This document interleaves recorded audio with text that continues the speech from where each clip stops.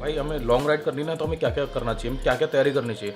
ये क्वेश्चन बहुत कॉमन है और मुझे पूछा बहुत बार गया है। तो मैंने सोचा यार चलो आज इसके ऊपर ही वीडियो बनाते हैं और उसके बाद कंटिन्यू एक के बाद एक दूसरे वीडियोज़ बनाते जाएंगे अपन। जितने भी लोगों ने लॉन्ग राइड्स किए हैं या फिर जिन्हें बहुत ज़्यादा एक्सपीरियंस है लॉन्ग राइड करने का, उन्होंने ऐसा सिवोट लॉन्ग राइड कर लिया वैसा कभी नहीं होता। उनका बहुत पीछे एक्सपीरियंस होता है, बहुत तजर्बे होते हैं उनके, उन्होंने बहुत चीज़ फेस की होती हैं। क्योंकि मैं भी बहुत लॉन्ग राइड कर चुका हूँ तो मुझे लगता है कि मैं उन चीज़ों पर बात कर सकता हूँ। तो स्टार्ट करते हैं।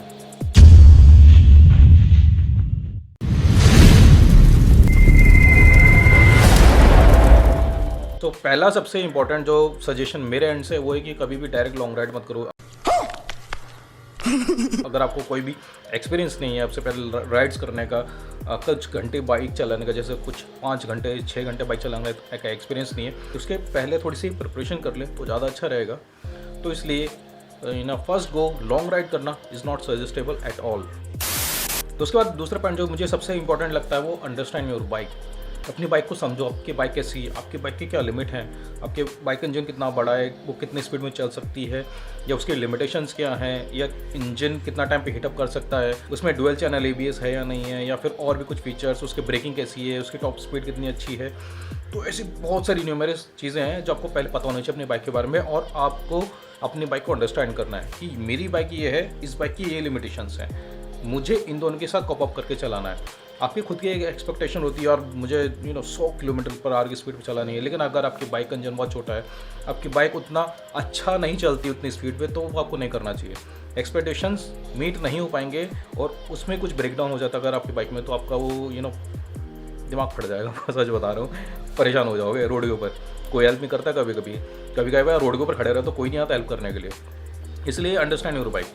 जब आप अपनी बाइक को समझ जाते हो, उसके जो बेसिक पैरामीटर्स हैं, बाइक का जो पर्पस क्या है, आपकी बाइक कितना आपको सर्व कर सकती है, अगर आपको ये चीज़ समझ में आ जाएगी तो वो बहुत आसान हो जाता है आपके लिए कि हाँ यार आपकी बाइक की लिमिटेशंस ये हैं, आपको जो बाइक है लॉन्ग राइड में भी इस तरह से चलानी है और इस तरह से अपना प्लान करना है, जिससे अपन जो गोल सेटअप कर रहे हो ना दिन के लिए, वो भी आप मीट कर पाओगे। उसका तीसरा पॉइंट है अपनी बाइक के साथ कंफर्टेबल हो जाओ। कंफर्टेबल से मेरा मतलब ये है कि आपका बाइक का सिटिंग पोस्चर कैसा है। ठीक है, कुछ लोगों का बहुत स्ट्रेट सिटिंग पोस्चर होता है, वो टाइम से जल्दी एडजस्ट कर पाते हैं। कुछ लोगों का लीन होना पड़ता है, मतलब आगे थोड़ा सा झुकना पड़ता है। R15 जैसे एक बाइक हो गई, या ड्यूक्स की कुछ बाइक्स हो गई, या RC सीरीज़ की, ड्यूक्स नहीं, RC सीरीज़ की जो बाइक्स हैं उनमें काफ़ी ज़्यादा झुकना पड़ता है। या फिर जिक्सर SF जो है 250, जिसमें काफ़ी जो फेयरिंग वाला बाइक्स हैं उनमें ज़्यादातर आगे झुकना पड़ता है। अगर आपको आगे झुक के बाइक चलाने की प्रैक्टिस नहीं है, आदत नहीं है, तो वो आपकी बैक में ना इतना पेन करेगा, लोअर बैक पेन में इतना पेन होएगा ना, आपकी हालत ख़राब हो जाएगी, आप चला नहीं पाओगे गाड़ी। आपको अगर 500 किलोमीटर कवर करना है ना, 500 तो छोड़ा, आप 200 किलोमीटर कवर नहीं कर पाओगे, सच बता रहा हूँ मैं आपको। बेटा तुमसे ना हो पाएगा। उसकी गियर शिफ्टिंग कैसी है, आपको ज़्यादा हार्ड तो फील नहीं होती। आपकी बाइक का वेट कैसा है, आपका बाइक का वेट हैंडल हो रहा है नहीं हो रहा है। अगर आपकी शॉर्ट हाइट है जैसे कि मेरी है, तो अगर आपको ऐसे इसमें लॉन्ग राइड करनी है तो आपको शूज़ थोड़े हाई हील के पहन लो। जब आप लॉन्ग राइड करते हैं ना तो आपके जो नेक है ये बहुत पेन करता है, ये जो जॉइंट्स है ये बहुत पेन करते हैं। रीज़न क्या है कि जब आप बाइक चला रहे हो ना, तो कुछ लोग ऐसे स्ट्रेट रख के चलाते हैं, कुछ लोगों का झुकना पड़ता है, झुकते हैं तो पाम के ऊपर ऐसा प्रेशर आता है जब बाइक चलाते टाइम। ऐसे एन नंबर ऑफ रीजंस हैं और एन नंबर ऑफ फैक्टर्स हैं जब आपको समझ में आते हैं जब आप चलाते हैं। इसलिए मेरा पहला पॉइंट वही था, अगर आपको ज़्यादा बाइक चलाने की प्रैक्टिस नहीं है ना, तो आपको ये चीज़ें पता नहीं चलेंगी। और अगर आपको ये चीज़ें पता नहीं चलेंगी तो आप इनको रेक्टिफाई कैसे करेंगे। और ये सब चीज़ें आपके एकदम लॉन्ग राइड में हो जाए आपके साथ, भाई पछताओगे।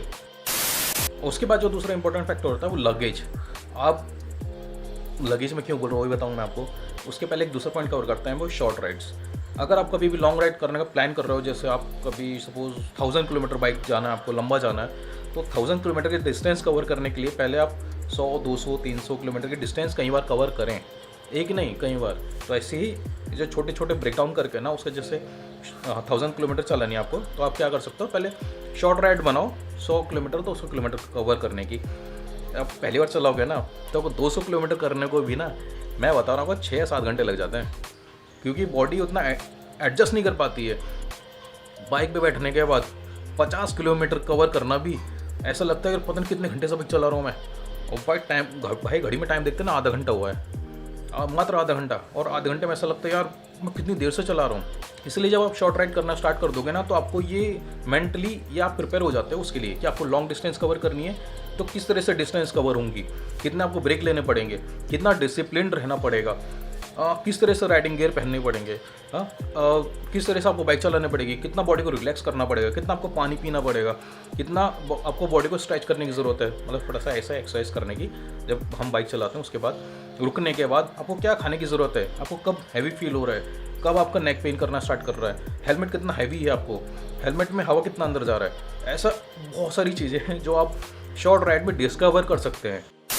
एक पॉइंट और ध्यान रखें, टाइम का पता नहीं चलता। शायद आप नॉर्मल चला रहे हो आज, कल ऐसा टाइम आ जाए जहाँ आपको रात में चलाने पड़े, तो रात का भी थोड़ा सा प्रैक्टिस होना चाहिए आपको नाइट राइड का। मैं ऐसा नहीं बोल रहा हूँ कि मिड नाइट जाओ, रात के 12 बजे जाके बाइक चलाओ, वैसा नहीं बोल रहा हूँ मैं आपको। थोड़ा सा 7-8 बजे 9 बजे हाईवे पे जाके देखो। सिटी के अंदर की जो लाइफ है हाईवे की, रोड की, वो हाईवे से बहुत अलग होती है। हाईवे बहुत सुनसान होते हैं, NH है, नेशनल हाईवेज़ हैं, तो थोड़ा बहुत आप गाड़ी आते जाते ज़्यादा दिख भी जाएंगी, होटल्स दिख जाएंगे, ढाबे दिख जाएंगे, बट भाई एक्सपीरियंस बहुत अलग होता है। सिटी के अंदर ज़्यादातर लोग लो बीम पे चला लेते हैं, लेकिन मेन जब हाईवे पे जाते हैं ना भाई, सब लोग ट्रक तक हाई बीम पे चलाते हैं। फॉरगेट अबाउट द कार्स और बाइक। इतना डिफिकल्ट हो जाता है बाइक को संभालना। आपको ये समझ में नहीं आता कि सामने से जब लाइट पड़ती है ना कि आगे है क्या, आप पूरे ब्लाइंड हो जाते हैं। तो ऐसे बहुत सारी चीज़ें हैं। नाइट राइड के ऊपर मैंने आई थिंक एक वीडियो बनाया, आपको मैं कहीं कार्ड में ऐड कर दूंगा, इस तरफ या इस तरफ, जिस तरफ भी है ऐड कर दूंगा, वो देख लेना एक बार। तो एक बार ट्राई करना थोड़ा सा रात में भी चलाने का, just to get experience of it, जिससे आप थोड़ा सा फैमिलियर रहें। अगर ये सिचुएशन आपके साथ हो जाती है, टाइम का नहीं पता चलता है, आपने दिन में राइड करने का प्लान किया, लेकिन हो सकता है कुछ XYZ रीज़न की वजह से आपको थोड़ा रात में चलाना पड़े, आप लेट हो जाए, आपको जहाँ पहुँचना है उसमें, तो भी शायद आपको 2-3 घंटे एक्स्ट्रा क्या पता रात में चलाना पड़ जाए। दिन ढलने के बाद टाइम का क्या पता चलता है। बाइक का वेट, पेट्रोल का वेट, उसके बाद लगेज का वेट और आपका खुद का वेट, इतनी सारी चीज़ें जब ऐड होती हैं तब आपको समझ में आएगा कि बाइक कितनी संभल रही है अपने से। इसके बाद उस पर आपने अपने राइडिंग गियर्स भी लगाए हैं, मतलब आपने पहने हुए हैं। इतना सब पहनने के बाद आपको समझ में आएगा कि बाइक संभालनी कितनी ईजी है या डिफ़िकल्ट है। और अगर आप कंटिन्यू थोड़ी सी प्रैक्टिस करेंगे, 2-3 बार जाएंगे ना, तो आपको एक हैंड्स ऑन हो जाएगा, एक प्रैक्टिकल एक्सपीरियंस हो जाएगा कि मुझे इतनी सबके साथ बाइक चलाना में कितनी इश्यूज़ हो रहे हैं या कितना ईजी है मेरे लिए। अगर इश्यूज़ हो रहे हैं तो being with the time you can resolve it. अगर आप फर्स्ट टाइम भी लॉन्ग राइड पे जाएंगे ये सब लेके और आप कंफर्टेबल नहीं है, तो बहुत टीडियस हो जाएगा आपके लिए। ये जो खुशी है ना लॉन्ग राइड की, वो कब पेन में कब कन्वर्ट हो जाएगा समझ में भी नहीं आएगा आपको। शॉर्ट राइड करने से एक फ़ायदा और होता है, शॉर्ट राइड करने से ना आपका एक माइंडसेट रेडी होता है। बहुत सारे हाईवे इतने स्मूथ रहते हैं, वो उनका जो रोड है ना भाई, जब सूरज की रोशनी पड़ती है चमकता है, वो ब्लैंक हो जाओगे उस टाइम पे, सच में दिखाई भी नहीं देता। ऐसा लगता है कि सामने जैसे ना शीशा रख दो, शीशे से सनलाइट रख के आपको रिफ्लेक्ट हो रही हो, ऐसा लगता है वो। इसलिए ये छोटी छोटी जो राइड्स हैं आपको ये छोटी छोटी चीज़ें सिखा देंगी, और जब आप ये सारी की सारी छोटी छोटी चीज़ें सीख जाएंगे तो अब आपके लिए बहुत आसान होगा लॉन्ग राइड करना।